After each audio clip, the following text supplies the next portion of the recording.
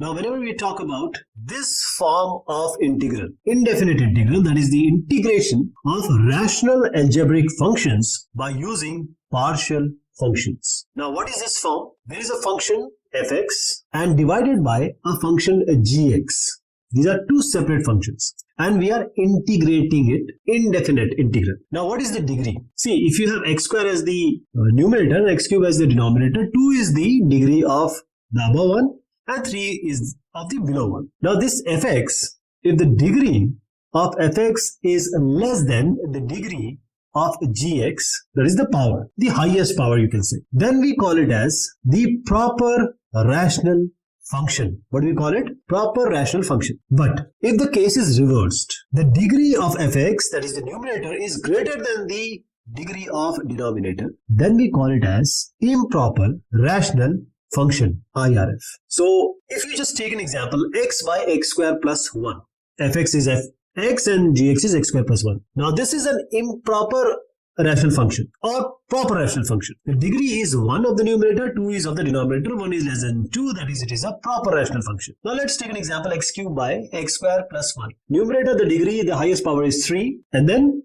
x square is 2, so it will be IRF. Now what kind of questions we are going to get, what kind of relationship we are going to get if you have a linear function px plus q and in the denominator you have x minus a into x minus b. Now this two, x minus a and x minus b, are factors. So the numerator is linear equation, denominator is a quadratic equation. The power or the degree of the numerator is less than the degree of the denominator. Now if you have this x minus a, x minus b, sometime you will not have it. You have to form the factors. So wherever we write the answer, you have to convert this px plus q by x minus a into x minus b as like a divided by x minus a.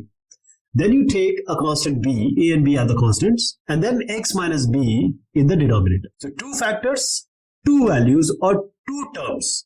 One with the denominator x minus a, one with the x minus b as the denominator. Now this a and b will be evaluated, then we will integrate these two terms separately. Now what is the second form? Px plus q divided by x minus a whole square. So px plus q, which is a linear equation, we have x minus a whole square, which is again a quadratic equation, and this is a proper rational function. We don't use it or use the first kind of relationship. Here what we do is, again we have to have a and b, and you can have a plus because even if it is negative, b will come in negative. In the first part we have x minus a in the denominator, x minus b in the denominator, because x minus a and x minus b were multiplied in the denominator. Here you have x minus a into x minus a whole square. So a by x minus a and b by x minus a whole square. Now coming to the fourth one actually. I'll just talk about the third one. Fourth one is important because it is related to this one.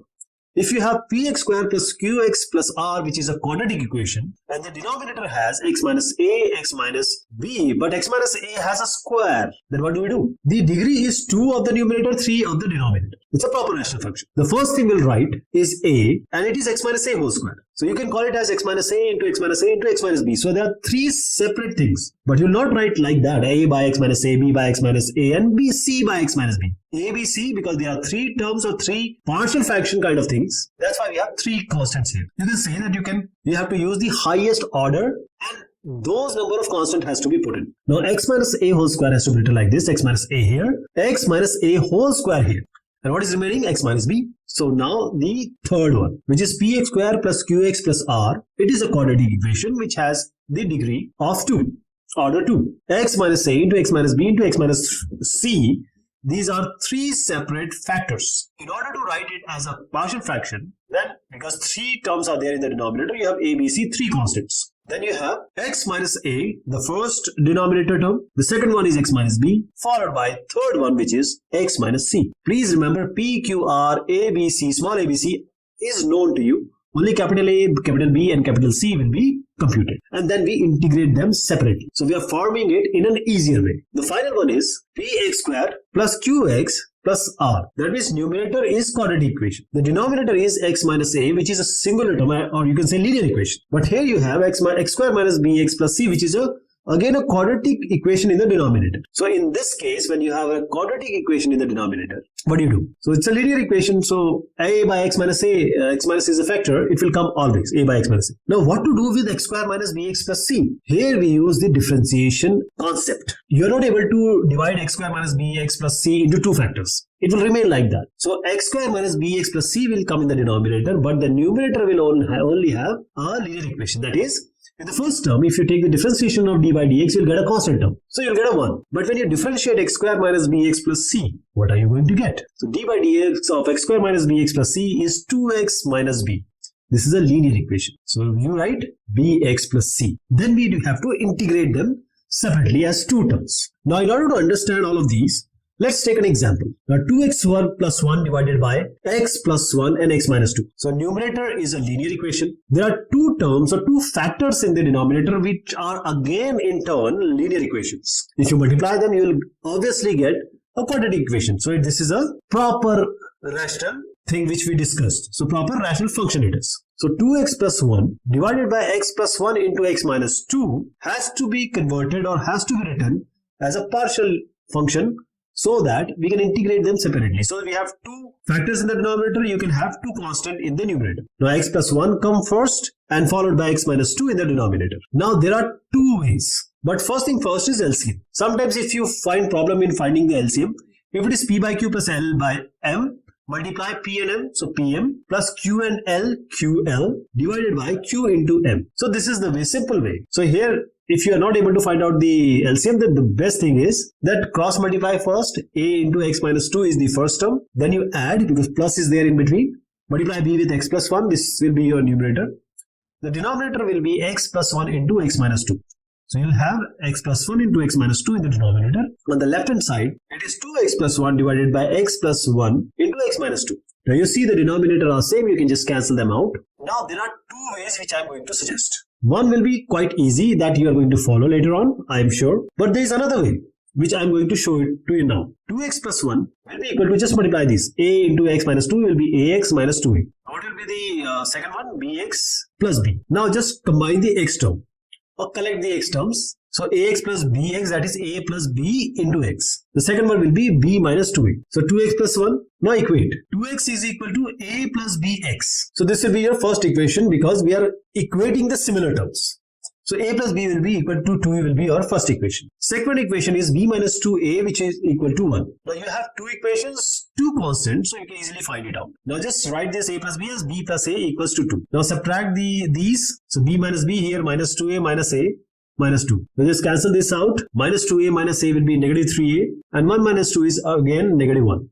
So negative cancels out. A will be equal to 1 by 3. So a equals to 1 by 3. Now put this in the first equation or the second equation. So you'll get what? 1 by 3, which is a, plus b equals to 2. Now b will be equal to 2 minus 1 by 3, which is 6 minus 1. Again, use this p by q plus l by m form. 6 minus 1 divided by 3, this will be 5 by 3. So a and b are known now. But this is the first way you have to do. If you are comfortable with this, go along. If you are not able to do like this, it's a better way. I'll show you a very nicer way. Now when you have 2x plus 1 equals to a into x minus 2 plus b into x plus 1. Now it's quite obvious that when you put x equals to 2, 2 minus 2 will be 0 and a terms, the first term with a will be eliminated. When you put x equals to negative 1, minus 1 plus 1 will be 0, 0 into b will be 0. So the second term, second part will be eliminated. So 2x plus 1 equals to a x minus 2 plus bx plus 1. One time we'll put x equals to 2, the other time we'll put x equals to negative 1. So x equals to 2 here, x equals to negative 1 here. This is the second and a nicer way, easier way I'm actually explaining you. So when you put x equals to 2, 2 minus 2 will be 0, a term will be eliminated, 2 into 2, because you have to put 2 here on the left hand side also. 2 into 2 plus 1 will be equal to b, 2 plus 1. So 4 plus 1 is 5, on the right it is 3, so I'm bringing it on the downstairs. B equals 5 by 3. In the left, which I showed you, you have to solve the linear equation. Here you don't have to. Now put x equals to negative 1. So the b term will be eliminated. Now put x at every place. So 2 into negative 1 plus 1 will be equal to a negative 1 minus 2. Minus 2 plus 1 equals to a into negative 3. So negative 3 into a equals negative 1. Minus minus you can cancel. A will be equal to 1 by 3. Now whichever you want to use, you can use. Now this original equation we have just done the half part right now. So we can write this 2x plus 1 divided by x plus 1 into x minus 2 because we're integrating it. So we have a, remember, it was 1 by 3, followed by 1 by x plus 1 you can write. So this is your first term. In the second term, we got b as 5 by 3. You can write 5 by 3 here, or you can write 5 by 3 into x minus 2. So this is your second term. Now we are integrating it, and you always know that constant can be taken out. So we are integrating 1 by x plus 1, we are integrating 1 by x minus 2. Now we are integrating it with respect to dx. Remember, dx is always there.